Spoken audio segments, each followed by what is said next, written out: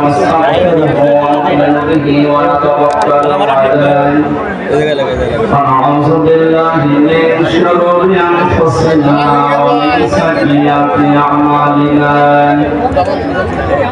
من يهدي الله فلا مضل له ومن يضلل فلا هادي له ভাই বিজনে আসেন আর কত সময় শিফট করতে হবে আপনার أشهد أن لا إله إلا الله وحده لا شريك له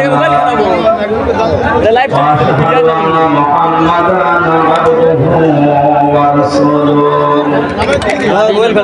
الذي أرسله بالحق بشيرا ونذيرا وداعيا إلى الله بإذنه وسراجا منيرا فقد قال الله تعالى في كلامه المجيد وبرهانه التوحيد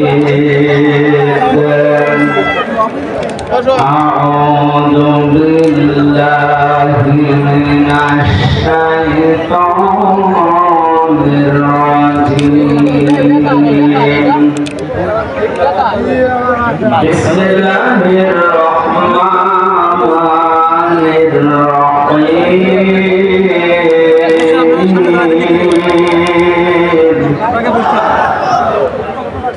إن الله اشترى من المؤمنين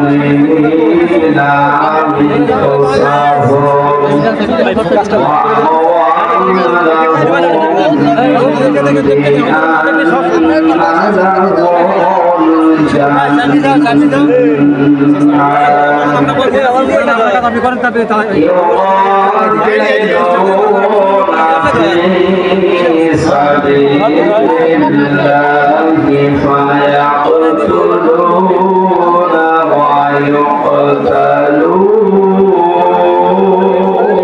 ويقتلون وعدا عليه حقا في التوراة والإنجيل والقرآن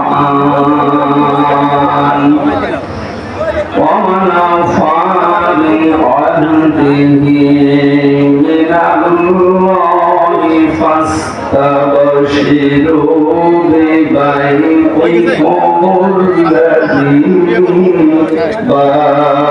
بايعتم به وذلك هو الفوز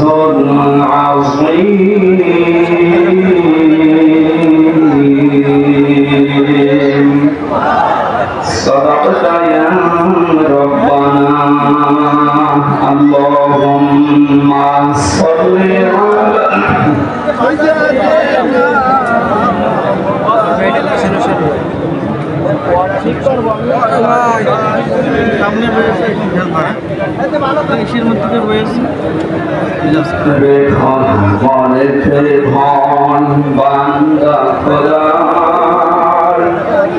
দূর হয়ে যাবে বাধা তোমার আমার মালিক আছে আছেন আমাদের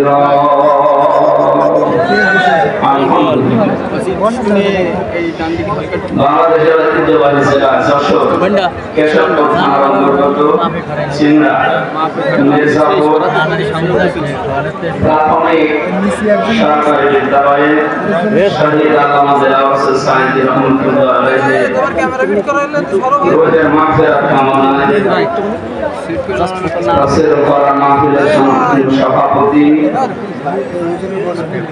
অত্র এলাকার সর্বজন শ্রদ্ধাবাদী নেতৃত্ব জনাব মাস্টার আমজাদ খান আতাল্লাহু উমরাহু ওয়া বারাকাল্লাহু ফি হায়াতি এতক্ষণ পর্যন্ত আলোচনা রাখলেন খুলনার কৃতি সন্তান ইসলামী চিন্তাবিদ জনাব মাওলানা রবিউল ইসলাম। আলোচনা রেখেছেন অন্যান্য উলামা ইকরাম। সামনে বসা মুসলমান ভাইরা, পর্দার আড়ালের সম্মানিতা মা এবং বোনেরা, প্রাণপ্রিয় যশোরবাসী, ধর্ম নির্বিশেষে অনুষ্ঠানে যারা এসেছি, একটা ইবাদত চলছে এখন, যদিও কষ্ট হচ্ছে। যে ইবাদতে কষ্ট বেশি হয়, ইবাদতে সওয়াব বেশি হয়। আজকে যে কষ্ট পাচ্ছেন মনে করবেন আমি দুইটা তাফসীর শুনলে যেরকম সওয়াব পেলাম, আজকে একটাই বিশ্বনবী মসজিদে নববীতে প্রবেশ করে দেখলেন কিছু মানুষ আল্লাহ কোরআনে কারিম নিয়ে আলোচনা করছে। বাম দিকে তাকিয়ে দেখলেন কিছু মানুষ আল্লাহ নবী বলেন দুইটা দল ভালো কাজে আছে, সবচেয়ে উত্তম কাজে আছে যারা কোরআন নিয়ে চিন্তা ভাবনা করছে। অতএব বিশ্বনবী নিজে তাদের ভেতরে বসে পড়লে আপনি চিন্তা করেন তো এই অনুষ্ঠানের নাম এখন কোন জায়গায় কি পৌঁছেছে। আমাদের নবী মুহাম্মদ রাসূলুল্লাহ সাল্লাল্লাহু আলাইহি ওয়াসাল্লাম বেঁচে থাকতে আর এই যশোরের কেশবপুরের এই চিংড়া মির্জাপুর এলাকা দিয়ে যদি হেঁটে যেতেন, কোরআনের ইজ্জতে এখানে তিনি শ্রোতা হয়ে বসে পড়তেন। এরকম একটা দামি জায়গায় আল্লাহ আমাদেরকে বসাবে, বলেন আলহামদুলিল্লাহ।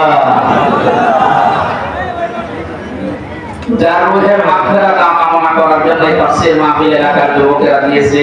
বাংলাদেশের দ্বিতীয় স্বাধীনতা আমরা যেটা বলছি যে যুবকদের মাধ্যমে আল্লাহ আমাদেরকে দিয়ে জালেমের এই জুলুম নিঃশেষ করে ইসলামের একটা সূর্য উঠে যাচ্ছে বাংলাদেশে।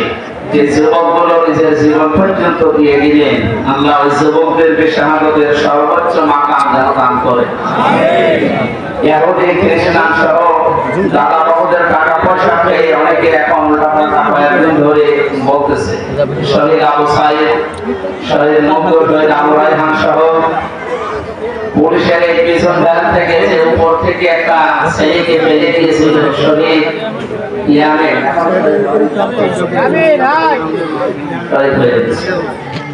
দৃশ্য থেকে তামাম দুনিয়ার নানা কথা কান্না করেছে। কি অবস্থা বলেন তো, উপর থেকে মানুষের উপরের বাচ্চা ফেলে দিচ্ছে। এরপর জীবন পর্যন্ত দিয়ে যারা আমাদেরকে স্বাধীনভাবে চলাফেরা করার একটা পরিবেশ দিয়ে গেলে, তাদের রুহের মাগফিরাত কামনার জন্য এলাকার যুবকেরা এই আয়োজনে আঞ্জাম দিয়েছে। আপনাদেরকে নিয়ে আমরা খুশি হয়ে আল্লাহর কাছে দোয়া করবো। আল্লাহ রব্বুকুম উদউনি আস্তাজিব লাকুম, তিনি জানিয়েছেন আমার কাছে দোয়া করো, আমি ডাকে সাড়া দেব। সুতরাং তার কথা অনুযায়ী আমরা দোয়া করবো। আজকে আসলে বের হয়েছে অনেক আগে, রাস্তাঘাটের অবস্থা এবং দৌড়ও একেবারে কম না। গতকালকে এসেছিলাম, কমতেছিলাম, ওখান থেকে বাড়ি থেকে এখানে সারাদিন সারা রাত্রে গাড়িতে আছে।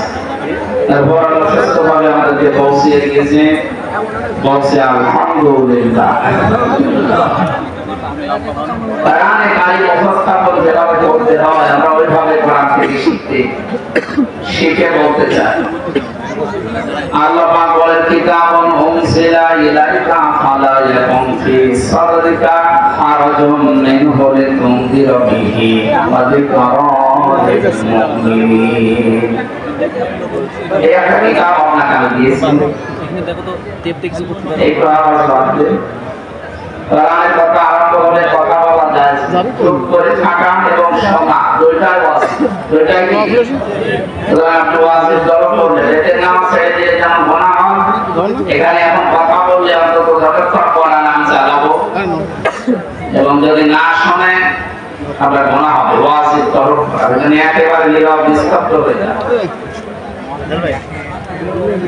পৃথিবীতে কিতাব, এই যে কিতাব এই একটাই মাত্র কিতাব, আল্লাহ তার নাম দিয়েছেন কোরআনে কারীম। পৃথিবীতে অন্য যা আছে এগুলো কিতাব নয়, কিতাবের ব্যাখ্যা। এগুলো কি একটা কিতাব ফেরেশতা আছে, পৃথিবীর কোন কিতাব আর ফেরেশতা আছে? আমরা এখন এই দেশে বিশেষ করে বাংলাদেশ, ভারত, পাকিস্তান একটা দেশে যারা দায়ী আল্লাহ কাজ করি অধিকাংশ লোক টেনে বলে সেদিকে আসবে ওইদিকে টেনে না। কোরআন কিভাবে প্রচার করা লাগে আল্লাহ এই আয়াতে শিখিয়েছেন। আল্লাহ তাআলা বলেন কিতাবুন, এই একটা মাত্র কিতাব, উনজিলা ইলাইকা, যেটা আপনার প্রতি বরকতে আমি নাসিল করেছি। তাহলে এই আয়াত দ্বারা বোঝা যায় পৃথিবীতে কিতাব আল্লাহ পাঠিয়েছেন শুধুমাত্র একটা, আর এখন দুনিয়া যত আছে এগুলো কিতাব না, কিতাবের ব্যাখ্যা। কি বলতো এ পর্যন্ত শেষ না, আমি যে কথা বলি ওখান থেকে একটা শিক্ষা নিয়ে আসি, নিরপেক্ষ দৃষ্টি নিয়ে আপনি দেখছেন। কিতাব আল্লাহ বললেন কয়টা বলেন তো? সবাই বলেন। রাসূলুল্লাহকে আল্লাহ আদেশ দিচ্ছেন, ইয়া আইয়ুহার রাসূল বাল্লিগ মা উনজিলা ইলাইকা মির রাব্বিক। হে নবী, আপনাকে আমি যে কিতাব দিয়েছি ওই কিতাব আপনার প্রতি যেটা আমি নাযিল করেছি ওটা আপনি বাল্লিগ তাবলীগ করেন, প্রচার করেন, ওটা মানুষের ভেতরে পৌঁছিয়ে দেন। এই আয়াত এই দুইটা সামনে রাখলে এক বাক্যে বলা যাচ্ছে আল্লাহর পক্ষ থেকে আমাদের কাছে যেটা এসেছে তার নাম বলেন কি? ওয়াইলাম তাফআল ফামা বাল্লাগতা রিসালাতা। আপনি যদি কোরআনের তাবলীগ না করেন, কোরআন প্রচার না করেন, কোরআনের প্রসার না ঘটান, রিসালাতের যে বিশাল দায়িত্ব নিয়ে আপনাকে আমি পাঠিয়েছিলাম এটা আপনি পালন করেননি। আমি জানি কোরআন প্রচার করতে গিয়ে বহু সমস্যার সম্মুখীন হবেন, বাধা আসবে, যেটা 17 বছর আমি দিলাম। এই যশোরে কতদিন পর্যন্ত আমারে আসতে দেয়নি। কিছুদিন আগেও তিনি দায়িত্বে ছিলেন, আল্লাহর একটা অভিশপ্ত বান্দা, নাম বলাও তো মুশকিল। বহু তাফসীর মাহফিলে যশোরে আমির হামজা নাম লিখলে 144 ধারা দিয়ে দিত। আল্লাহ 144 ধারা দিচ্ছে। পরে যদি সত্যি কেউ পান কি দেখবে? আমি 3 বছর ছিলাম জেলখানা, রিমান্ডে যতদিন ছিলাম এই করোনার আমি নাম নিতে ওদের ঘৃণা করি। শেখ লাগানো আছে আগে আর পরে আসল শেখ না, নাম বলে না চাকরি নেওয়ার জন্য আর এই পদ বাড়ানোর জন্য শেখ লাগিয়েছে। খুলনার ফুলতলা এলাকায় বাড়ি। এই লোকটা রিমান্ডে ঝামেলা করেছিল। আল্লামা দেলাওয়ার হোসেন সাইদি রহমাতুল্লাহ আলাইহি ওনার কণ্ঠ একটা যুবতী মেয়ে লোকের কণ্ঠ লাগিয়ে, দুই দিকে কণ্ঠ লাগিয়ে কিভাবে কি উল্টাপাল্টা কথা যেগুলো শুনলে ঘৃণা লাগে। মানে স্বামী স্ত্রী যা বলে বিছানায় এরকম কিছু কথা 8-10 মিনিট রেকর্ড করে আমার রিমান্ডে শোনাচ্ছে। এই দেখেন আপনার বড় হুজুর কি বলছে। আমার মনে হয় শয়তান পর্যন্ত বিশ্বাস করবে, অথচ শয়তানটা বিশ্বাস করে। আমার যখন মাটির নিচে নিয়েছিল ওখানে মাঝে মাঝে বলতো, দেখো তোর বড় হুজুরকে আমরা জেলখানায় রেখে দিয়েছি, কেউ কিছু ছিঁড়তে পারে না। এদের মুখে ভাষা দেখেছি। আমি এখন ওদের নামে মামলা দেবো, শুধু একটা দুইটা না। আমারে ধরার পরে বলেছিল আমরা সব ঠিক আছে, আমার ভিডিও হ্যাঁ ভালো বুঝা আমি মোটে হইতি না। এর বড় বাবার কাছে 10 টাকা নিয়েছে। এই কাউন্টারটার ভিতরে যারা ছিল ওই সময় আসাদ হোসেন শেখ ইমরান, এরপরে আপনি তো রহমান, ডিসি মান্নান সব আমি নাম জানি না অনেকে, কারণ আমার তো সব বান্দা হাত বান্দা কিছু চিন্তা আমরা ওখানে যাই দেখতাম যে জিজ্ঞাসা করি নাম কি। আমার বাবা সহজ সরল মানুষ, গ্রামীণ মানুষ। আপনাদের এই গ্রামের মতো আমাদের গ্রামে বাড়ি, কুষ্টিয়া জেলার হালসা। এই শয়তানরা 10 লক্ষ টাকা বাবার কাছ থেকে নেওয়ার পরে আপনার পরের দিন আবার মামলা দিয়েছে। অথচ আমি কিছু জানি, আমি তো আজ মাঠে নিচে রিমান্ডে, এদিকে আমার বাবার কাছ থেকে এভাবে টাকা নিতে আছে। কিছুদিন যাওয়ার পর শুনলাম যে মামলা একটা দিয়েছেন। এবার বলছে যা যা বলতে বলছে যদি না বলেন 50টা মামলা দেবার, এক একটা জেলায় এক একটা, প্রতিদিন আমি শুধু ঘোরাটা। অথচ যে আমার মাঝে মাঝে বলতো যে আপনি কিছু জানেন না, তাও জানি, এটা বলা লাগে। বলে তো কম জরুরি ছিল। আমি একা মাটির নিচে ঘর, দুনিয়া কেউ জানে না কোথায় আছে। আর ওরা শয়তানগুলো সব চারিদিকে 8-10 জন বসা। চেহারা দেখার তো কায়দা নেই, মাঝে মাঝে চোখ খুলে দিত, একটু দেখলাম যে টাটকার সব পয়সা লুটে আছে।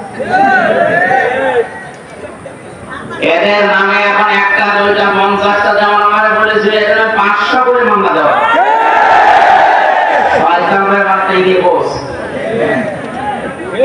বেশি গর্ব না ভাই, না কতক্ষণ আল্লাহ বলেন যতটুকু ওরা নিয়েছে অতটুকু প্রতিশোধ না। এতটুকু যদি চান করেছেন 17 বছরে, যদি এতটুকু করা হয় টিকতে পারবেন না।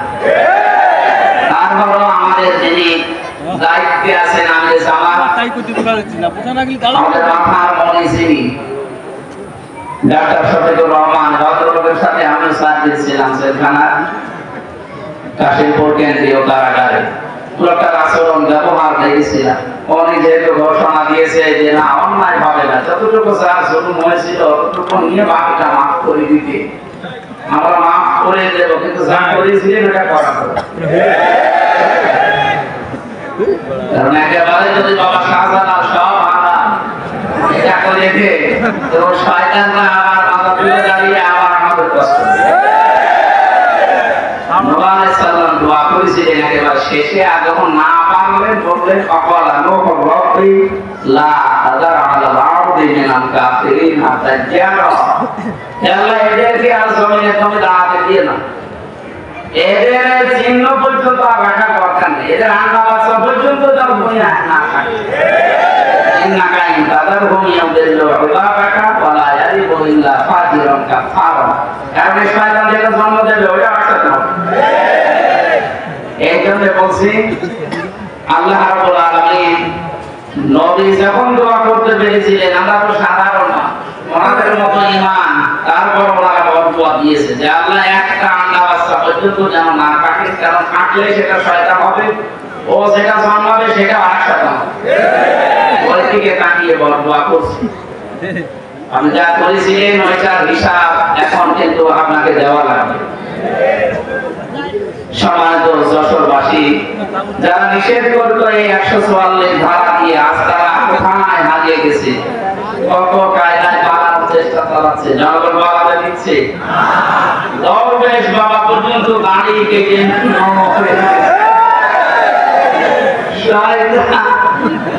শয়তান ওরে দেখে আর ভাবে আল্লাহ তুমি আমার শয়তান বানিয়েছো। এটা তো দেখতে সাধারণ মতো লাগছে, আমাকে প্রশাসন পর্যন্ত চিনতে পারে না। তখন আমাদের বন্ধ ছিল ওটা আরেক শয়তান। এই শয়তান নাকি বলে যে আমার একা নেবে মানে ওই যে আর শয়তান আছে, কে ওইটা আমাদের দরবেশ। দরবেশ তো চেনা যায় না, শেষ পর্যন্ত নিয়ে গেছে দুজনে। এখন একে ডিম খাচ্ছে, গোপরে নিচে বিভিন্ন চাই ডিমে গায়ে মধ্যে অবস্থা। এটা মাটির নিচে আমাদের নিয়ে এসে নখ খুলে না, নখ খুলে নেয় যে সমস্ত জিনিস যেগুলো দেখাচ্ছে, সেইগুলো যে আমরা নখ তুলি, আপনারা তুলি। কি যে অসহায় ছিলাম রিমান্ডের 10 দিন, আল্লাহ জানে আর আমি জানি। কারণ দুনিয়া আছে কিনা আমি তো জানি না, কোথায় আছে আমি নিজেও জানি। যোগাযোগ বিচ্ছিন্ন করে দিয়ে 3টা বছর যেখানে আমার আলাদা ভাবে রাখতো, আমার আর মামলা নাম রাখতো, একেবারে ফাঁসির পয়েন্টে ছেড়ে দিত। 24 ঘন্টা তালা মারা, কেউ কথা বলতো।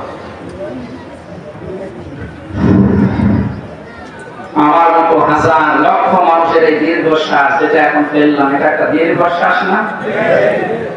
এই শ্বাসগুলো আল্লাহর দরবারে কবুল হয়ে গেছে। একেবারে মানে অপরাধ যখন পরিপূর্ণ হয়ে গেছে, তখন আল্লাহ ধরেছে একবারে আর ছাড়ে না। আল্লাহ রাব্বুল আলামিন এই যে মানুষগুলোর জন্য কোরআনের কথা বলতে আমরা আসতে পারতাম না, আজকে একেবারে ওপেন ভাবে বলার মতো সুযোগ দিলে আল্লাহর জমিনে আল্লাহর কথা বলবো 96% মুসলমানের দেশে মাত্র কয়েকটা মালায়ের কারণে বলতে পারবো। ওদের হেদায়েত কামনা করে লাভ নেই। অনেকে বলে যে হুজুর ওদের জন্য দোয়া করেন, ওদের জন্য দোয়া করলে হবে না, কারণ আল্লাহু লা ইয়াহদিল কওমাস যালিমিন, জালিমদের কাছে হেদায়েত দেয়। আল্লাহ যখন বলছে জালিমদের হেদায়েত দেব, আমি দোয়া করব। সুতরাং দোয়া করে যখন হবে না তো বদদোয়া করব। আল্লাহ ওরা যা কামাই করেছে বৈধ অবৈধ ভাবে, বৈধ তো না, সব কারণ চাকরিও ফিটনেস আর কোথায় পেয়েছে আর ঘুষ দিয়ে দিয়েছে আরে দাদা সব কিছু কামাই করেছে ডান হাত বাম হাত আর বিভিন্ন হাত দিয়ে সব টাকা তো সব টাকা আমার বাবার কাছ থেকে চা নিল হারাম মনে করছে ওরা হারাম না এই টাকাগুলো এখন যারা দায়িত্বে আছে সরকারের আহ্বান জানাবো দেশকে উপরে করতে হবে এই সরকারের টাকাগুলো নিয়ে এদের জন্য মানবতা ছিল না এদের টাকা পয়সা ঘর বাড়ি জমি জায়গা যা করেছে সব বিক্রি করে রেখে রাষ্ট্রের টাকা জমা দিলেন আর এদের স্বাধীন করার জন্য যারা হাত হারিয়েছে পা হারিয়েছে চোখ হারিয়েছে 5 তারিখে আমার কুষ্টিয়ায় আমার সামনে 14 জন মারা গেছে আমি পরের দিন সকালে কয়েকজনকে বাড়িতে দেখতে গিয়েছিলাম যে কিভাবে চলছে দেখে 2 মাস চলার মতো যা লাগে খাদ্য খোরাকি দিয়েছি হাসপাতালে যে আমি দেখতে গেলাম দেখি একজনের হাত নেই একজনের লজ্জাস্থান এমন জায়গায় গুলি গিয়েছে লজ্জাস্থান এই জায়গায় ঠেকিয়ে লাগিয়েছে গুলি এই বুকে লাগিয়েছে এই যে অসহায় মানুষগুলো চিৎকার করছে হাড় ভেঙে চলে গেছে তার হাড় একেবারে ভেঙে গেছে এখানে কুষ্টিয়ায় হবে না নিয়ে যাও যশোরে হবে না নিয়ে যাও ঢাকা এভাবে দৌড়াচ্ছে আমরা আহ্বান জানাবো এই মানুষগুলোর অবদান যেন আমরা অস্বীকার না করি এই শয়তানদের টাকা পয়সাগুলো এখন শেষ করে এদের পরিবার থেকে অন্তত কিছু হলো মানবতা দেখানো যে আল্লাহ আমাদেরকে কোরআনে কারিমে অনুষ্ঠানে এনে এখন অপেক্ষাভাবে কথা বলার সুযোগ দিয়ে দিলে কিতাব থেকে কি থেকে বলে তো আল্লাহ বলেন আপনি তাবলীগ করবেন কোরআনে অথচ বিশ্বের দিকে আজ তাকান কোরআনে তাবলীগ করতে গেলে সমস্যা আছে আমি কয়েকদিন আগে মালয়েশিয়া সিঙ্গাপুর সহ কয়েকটা দেশ থেকে ঘুরে আসলাম তো সমস্ত দেশে তো সিঙ্গাপুরে আমার মনে হয় 96 খ্রিস্টান বৌদ্ধ মুসলমান 4 ভাগ ওখানে তো কোরআনে কথা বলতে দিছে আর এখানে 96 ভাগ আমরা মুসলমান বাস করতাম এরপরও কিতাব থেকে কথা বলতে গেলে কথা না আপনি বাবার জীবন করেন বাবার জীবনের অংশ দিয়ে বলেন কোনো অসুবিধা সে বাবা মরা হোক আর চিন্তা কথা বলতে গেলে বাধা দিত কিসের কথা আল্লাহ এই জন্য ইয়াসিন মুকামিলান নাম দিয়েছেন আমি জানি যে বাধা আসবে বিভিন্ন সময় কোরআনের কথা বলতে বলতে গিয়ে বাধা এসেছে এবং আসবে আপনাকে আমি আল্লাহ নিজে সাহায্য করব আমরা এখন নেই এখন যদি সত্যি আমাদের ঈমান ওই পর্যায়ে পৌঁছি আমরা কোরআনের তাবলীগ আরম্ভ করে ধর্মমত নির্বিশেষে সবাই আল্লাহর সাহায্য এখনো দেখা সম্ভব ইন্নাল্লাহা লা ইয়াহদিল কওমাল ফাসিকিন ইন্নাল্লাহা লা ইয়াহদিল কওমাল কাফিরিন আল্লাহ বলেন কাফের যারা সত্যকে জানার পরে গোপন করে রাখে এরা হচ্ছে এক প্রকার কাফের কাফের মানে গোপনকারী কাফের মানে কি গোপনকারী এই জায়গায় মুসলমানদের ভেতরে অনেক নামধারী কাফের এখন আছে যারা সত্যকে সত্য জানার পর এখনো গোপন করছে এমনকি খ্রিস্টানদের টাকা পয়সা দিয়ে সত্যটা বলতে চাচ্ছেন না আপনি আর এক ধর্মের কাফের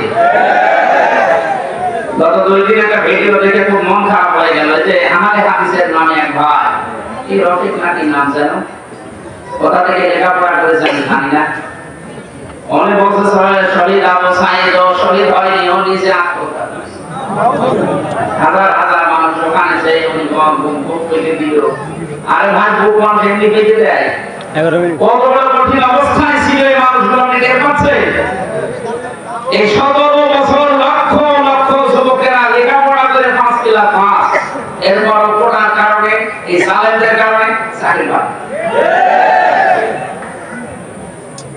যাদের 5 পয়েন্ট হয়ে চাকরি হয় না 2 পয়েন্টে চাকরি হয়ে গেছে গোপালগঞ্জের দৃশ্যগুলো দেখেননি কি কারবার চলছে এই জালেমের সামনে নিজের জীবনকে জুলুম থেকে মুক্ত করার জন্য উনি জীবনটা দিলেন এখন শহীদ বলতে রাজি রাখি আরেকবার বলে দেখা লাগবে দরকার সামনে বন্ধ কোরআনের কথাগুলো খুব খেয়াল করে শোনেন তো হয়তো আপনি এইভাবে চিন্তা করেননি যারা আলেম আছে তাদেরকে বলছি ওয়ালা তাকুলু লিমান ইয়াকতালু ফি সাবিলিল্লাহি আমওয়াত বাল আহয়া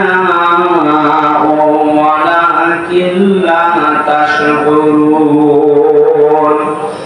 সূরা বাকারা 155 নম্বর আয়াতে আছে আল্লাহ বলেন কেউ এই কথা বলবে না, শুধু হামজা বলবে না তা না, শুধু ওই রফিককে আল্লাহ বলেন না ও রফিক তুই বলবি না তা না, কেউ বলবে না এই কথা। ওয়ালা তাকুলু বসর দুনিয়ায় কোনো মানুষের এই কথা না বলে যারা আমি আল্লাহর জন্য জীবন দিয়েছে এই মানুষগুলো মারা গেছে কথা কেউ বলবি না। নোটিশ দিয়েছেন কে? কারণ কথা বলে মানুষ কি দিয়ে? মুখ দিয়ে কথা বলে, এই জন্য আল্লাহ মুখের উপরে নোটিশ দিলেন কেউ বলবি না দুনিয়ায় এই কথা যারা মারা গেছে।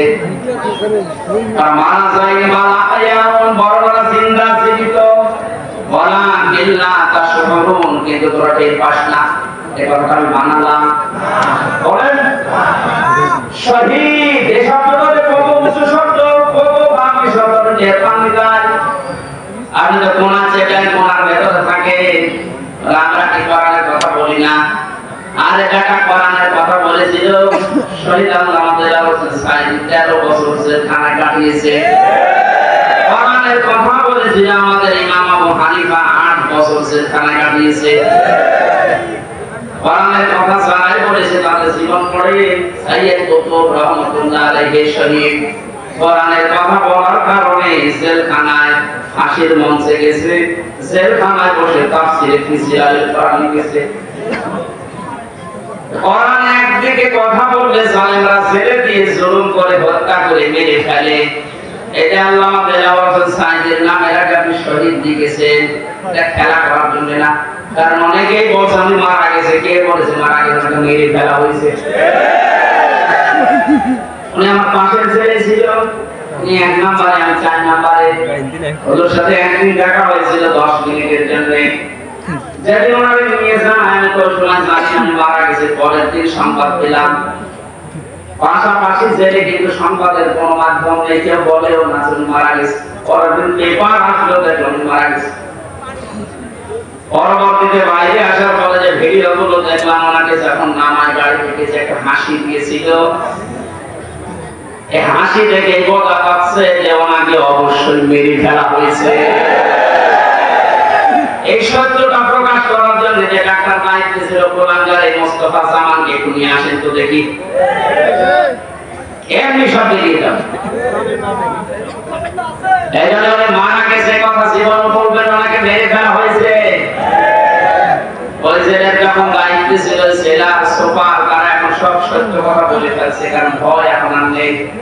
জালেম সব বিদায় নিয়েছে, এখন সব সত্য বেরিয়ে যাচ্ছে। ওরা বলছে ওনারা আমাকে যেদিন নিয়ে যাবে সেদিন বলেছিল একটু সই করেন, আপনাকে আমরা মুক্ত করে দেব নির্বাহী আদেশে।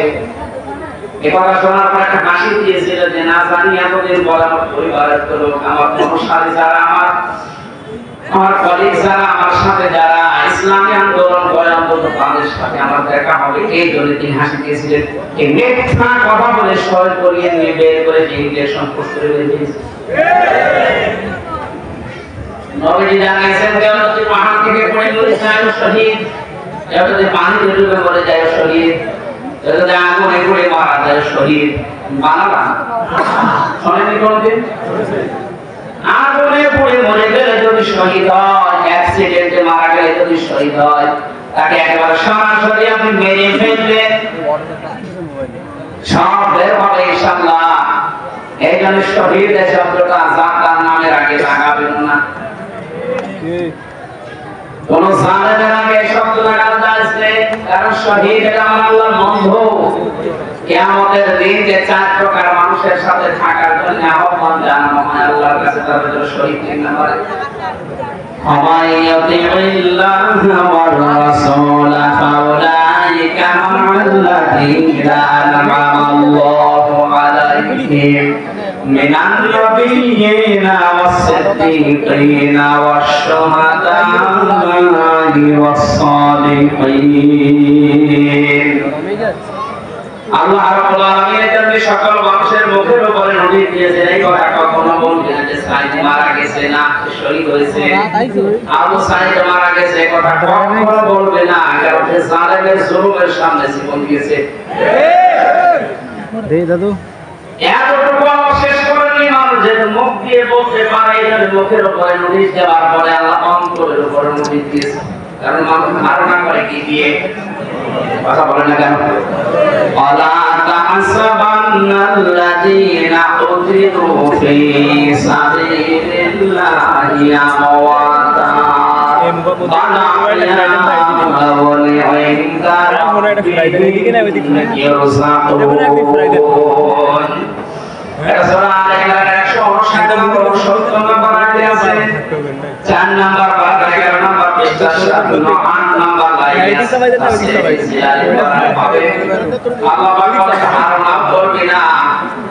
যারা আমি আল্লাহর জন্য জীবন দিয়েছে এই ধারণা করবে না যে ও মারা গেছে মুখ দিয়ে বলা নিষেধ ধারণা করা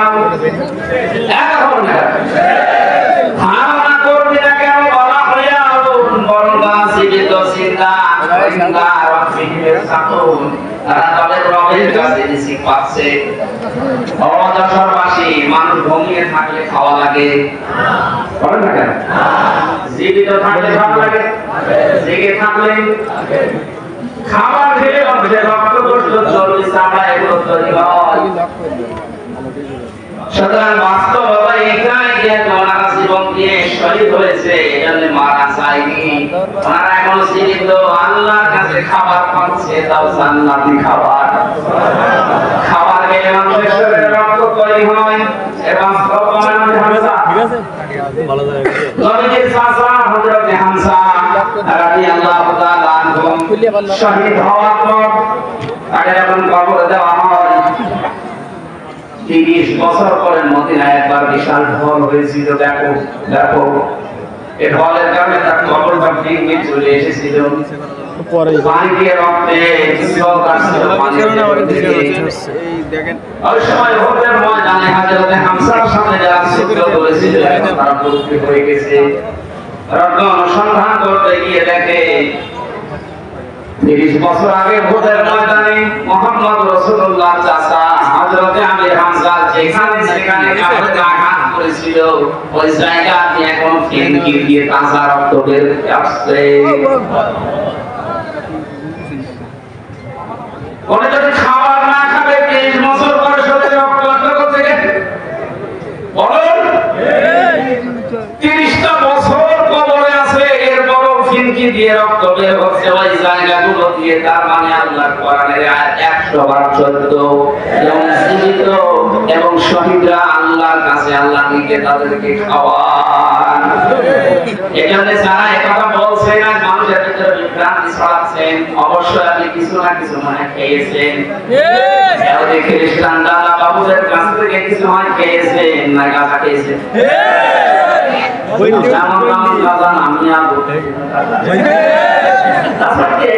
বলতে পারে কিসের আলেম হয়ে যাবে বুঝিনা কোরআনের স্পষ্ট আয়াত এগুলো সূরা বাকারার 154 নম্বর আয়াত সূরা আলে ইমরানের 159 নম্বর আয়াত এই আরো দেখানো লাগবে আপনাকে এই 90 নম্বর আয়াত আছে শুধু শহীদদের মর্যাদার কথা বলতে গিয়ে আর তারা এখন ওটা পাল্টা ছড়াচ্ছে এই যেহেতু টাকা পয়সা পাচ্ছে কারণে জানেন যে টাকার অভাব নেই কোটি কোটি টাকা এখন বিভিন্ন জায়গায় জালেমদের আছে ওই টাকাগুলো এই জালেমদের কারণ এগুলো একটা জালেম কোরআন যারা গোপন করে না আল্লাহর কাছে সবচাইতে বড় জালেম এটা তো আমি মানলাম না ওমান আসলামু মিম্মান কাতামা শাহাদাতান ইনদাহু মিনাল্লাহ আমাল্লাহু বিগাফিলিন আম্মা তা'মালুন সূরা বাকারা প্রথম নাম্বার পারা 20 নাম্বার পৃষ্ঠার 13 নাম্বার লাইনের 140 নাম্বার আয়াতের প্রথম অংশে আছে আল্লাহ পাক বলেন বড় জালেম দেখতে যাও দুনিয়ায়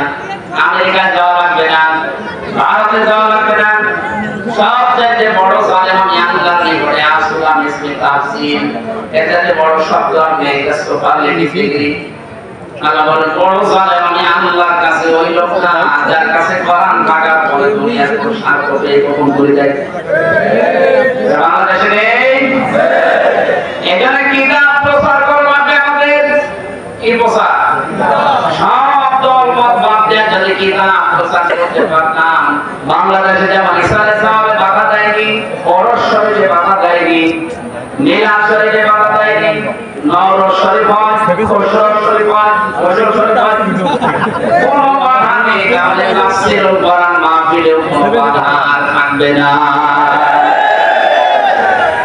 খুশির বিষয়, কালকে গতকালকে অন্তর্বর্তীকালীন সরকারের প্রধান উপদেষ্টা ডক্টর মোহাম্মদ ইউনূস ঘোষণা দিয়েছে, এই দেশে আর কোনোদিন কোরআনের কথা বলতে গেলে কোনো প্রশাসন, কোনো নেতা খেতার কাছে অনুমতি নেওয়া লাগবে না। ধন্যবাদ জানাই তাকে, আল্লাহ যেন তাকে এই কথার কারণে হেদায়েত দেন। আমি বলতাম কথা মান 3 বছর ধরে খারাপ বলে মনে করতে যা গেলাম মনে আমার অনুমতি দিল। ওরে আল্লাহ, এরপর দেশে আরো বলি আমার পোস্টে আছে আল্লাহর ওলি ছিল মাহবুবুল আলম হানিফ, এই লোকটাই হাইব্রিড। আমার পরিবার নাকি ওনাকে বলেছিল যে আপনি ধরিয়ে দিলেন, আপনি বলে না আমার হাইব্রিড নেতা বলেছে, ওর কোনো বের হওয়ার সুযোগ নেই, সেটা আপনি তো হাইব্রিড। এখন ওদের পজিশন বুঝতে আমার মনে হয় এখন তো আরো 100 ভাগ। এর আগে এই 17 বছর যদিও আমার সাথেও ভোটে দাঁড়াতে হইত, আর সে বারবার এমপি হয়ে যায় বিনা ভোটে, রাতে ভোটে। আর এই লোকটা এই খুলনা বিভাগের কমিশনার ছিল, তারে ঘোষণা দিয়ে জানিয়েছে যে উনি যেন এই 10টা জেলায় কথা বলতে না পারে কোরআনের কথা। এটা জানেন না? জালেমের বাড়ি ঘর ভেঙে ইট পর্যন্ত খুঁজতেছে। আগে দেখতে গিয়েছিলাম, আমার বছর নবদের বাড়ি কি দেখবে, তোর বাড়ি আর নেই। আমার মনে হয় এই সমস্ত নমরুদ মার্কা যারা এই 17 বছর কোরআনের অনুষ্ঠানে এসে সরাসরি আলেমদের গায়ে হাত দিচ্ছে, মাইক কেটে দিচ্ছে, এগুলো পৃথিবীর বড় জালেম। এই জালেমদের বাড়িগুলো এখন আবু সেহেলের বাড়ির মতো পায়খানা বানানো। বিশেষ করে আমার কুষ্টিয়া এইরা 2 ভাই, আমার বাবা আর এখানে আরো আছে শয়তান, আমি নাম নিলাম না। এইগুলোর বাড়ি এখন দেখে দেখে অনেকে বলছে হ্যাঁ দাবি তোলেন যেগুলো আমরা আবু সেহেলের বাড়ির মতো সরকারি পায়খানা, জায়গাগুলো অভিশপ্ত। ওর বাড়ির আশপাশে যারা তারাও এখন গল্প করছে কি বলছে জালেমের বাড়ি মতো পায়খানা। যশোরবাসী কোরআনের মেসেজটা দেওয়ার জন্য পর্যন্ত আসলাম। কোরআন আজকে থেকে প্রচার করা লাগবে, দল মত নির্বিশেষে একটা দায়িত্ব মনে করে। এটা কিন্তু নামাজের মতো ফরজ একটা কাজ। আবার একটা কথা স্মরণ করাচ্ছি, 17 বছর যারা তাফসীর মাহফিলে, ওয়াজ মাহফিলে, কোরআনের অনুষ্ঠানে আলেমদের মাইক কেড়ে দিয়েছে, বাধা দিয়েছে, অনুমতি দিতে চায়নি, একটা কেউ কোনো মাহফিলে কোনো ছাড় নেই। এদের অর্থ সম্পদগুলো এখন কোরআনের প্রচারের কাছে ব্যয় করবেন, আর এদের ওই বাড়ি ঘর জায়গা জমি যেগুলো আছে ওগুলো তো অভিশপ্ত জায়গা, ও জনগণের জন্য টয়লেট বানানো, এইটা ভালো কমিশন। পাবলিক টয়লেট আমার জায়গায় কেউ মানে বসবাস করতেও চায় না, কারণ জায়গাটা অভিশপ্ত। টয়লেট বানাই দিতে আমরা পাশে গিয়েছিলাম, একটা জায়গা আছে, ওই জায়গা থেকে পেছন থেকে আওয়াজ দেওয়া হাজার মামি, ওই জায়গাটা আপনার পার হন, এটা গজবের জায়গা। এই গজবের জায়গা তাড়াতাড়ি পার হওয়া দরকার। এই গজবের জায়গাগুলো আবু সেহেলের বাড়ির মতো টয়লেট বানানো দরকার। এমনকি সর্বোচ্চ গজবের জায়গা থেকে এসে মানুষ ভেঙে আগুন ধরিয়ে পুড়িয়ে দিয়েছে, ওই জায়গা